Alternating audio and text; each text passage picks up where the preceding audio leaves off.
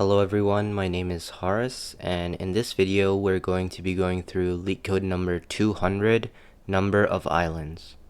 For this problem, we're given an m by n 2D binary grid, which represents a map of ones, which are land, and zeros, which are water. We want to return the number of islands that can be formed from this grid.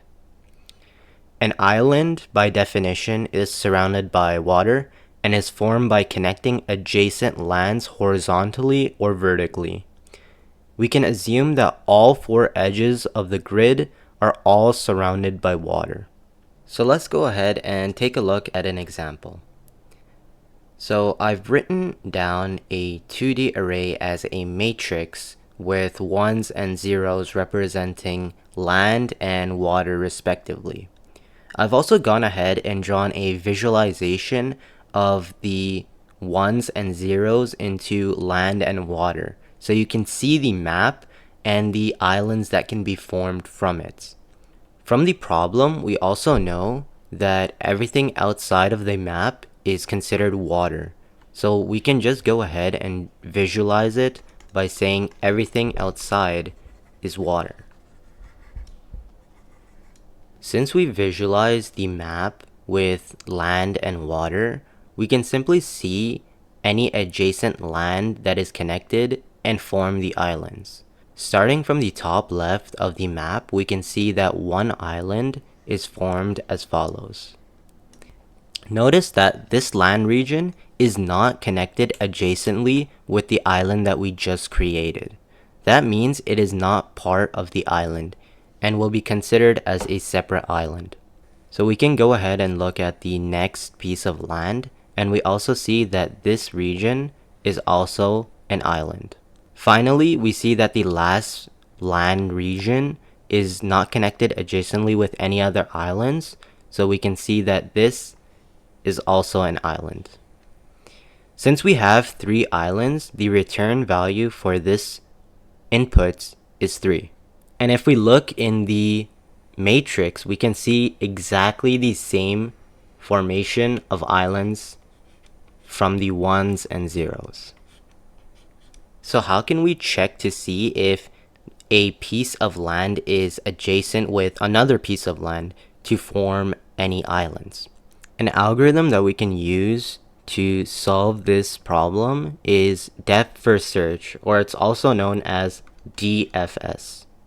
We can begin at any cell in the map and expand adjacently until we reach some certain conditions. So we can begin the DFS algorithm starting at the top left of the map. So if the cell that we are currently at is land and has not been visited, we want to mark it as visited and then try to go to any of the adjacent cells. We can move in any of the cardinal directions, so north, east, south, and west. If we try to move north from our current location, we'll actually go outside of the map. And since we already stated that everything outside of the map is considered water, that means that there is no land in this direction. So then we try to go east from our current location. We see that the current location is land, so we mark it as visited and then try to continue in the cardinal directions from this cell. Again, we try to go north, but there's no land there, and then we try to go east. If we go east, we'll end up at a location that is filled with water, but this is outside of the potential island, so then we can't go there. We try to go south, and lucky enough for us, this is land, so we can mark it as visited. Then we try to go north from our current cell. But since we've already visited this cell, we can't go there. Similarly, we can't go east since there's water, and we can't go south since there's water. So we have to go west. And once we go west, we mark this as visited, and then we are done with one island. So once we've completed this algorithm, we know that we've encountered all the adjacent cells from the starting cell. And that means that entire region was one island. So we can keep a track of the count of islands and increment it once we perform DFS on one of those land regions. Similarly, performing DFS on this cell will increment the count by 1, and performing it here will also increment the count by 1. Notice that we cannot start DFS on a cell that is filled with water, since it can never be an island. Finally, we have to actually perform DFS on each of these cells, since we need to ensure that all potential islands are found. So the algorithm for this problem will look as follows. We loop over the entire grid and perform DFS on all potential cells.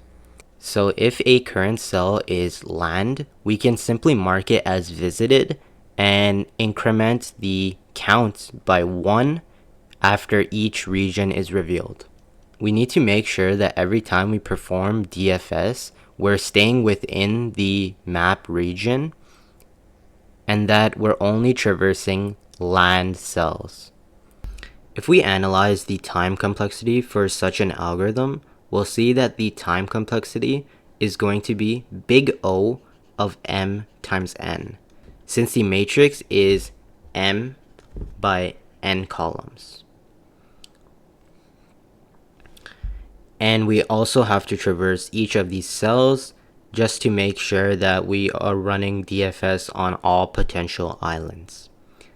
The space complexity is going to be big O of 1. Since we're not using any additional data structures, we're just using a counter variable that is updated through DFS. With that explanation, hopefully the intuition is clear as to the solution to the problem, and we can try to write the code for it now. Okay, we're on LeetCode and we can start writing the algorithm. First, we can define a function that performs DFS from some given cell. This function is going to be recursive since we want to call it on all the cardinal directions from the current location. So we can define our DFS function and we want to pass in the row and the column. And the row and the column will represent the current location in the grid. We also want to make sure that every time we traverse in a grid, we are still within the bounds of the map. So we can just say that the row is between 0 and the length of the grid, since that's how many rows there are. And the column is between 0 and the length of the first row. We also need to make sure that the cell is not visited. So if it's 0, then we can just return and end the recursion. So we can start by saying if not, and the row is valid, so it's between 0 and the length of the grid, or not, and we'll do the same thing for the column, or that the cell is already visited, so grid row call is 0, and we need to make sure that it's a string 0. We'll just return from this function. Then we can go ahead and mark the current cell as visited. So we can just say grid row column, and we'll just set it equal to 0. And since 0 represents water, it's the same thing as being visited, since we cannot traverse on water. So we'll call DFS on the cardinal directions. So DFS will increment the row by 1, keep the column the same. DFS row minus 1 and keep the column the same. Then we want to keep the row the same and then increment the column. And the final one is column minus 1.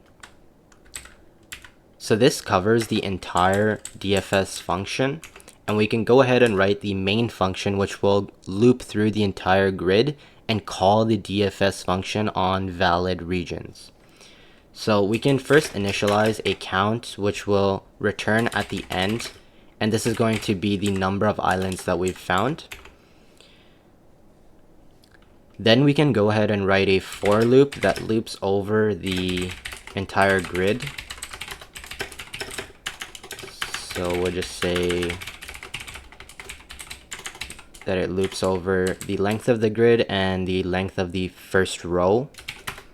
And we only want to call DFS if it is a land region. So if grid row call, if it's 1, which means that it's land, we want to increment the count by 1 and then call DFS on row and column. And this should be the entire solution. And we can go ahead and submit it and see if it is accepted. You can see that the code is accepted, and we can check out the runtime.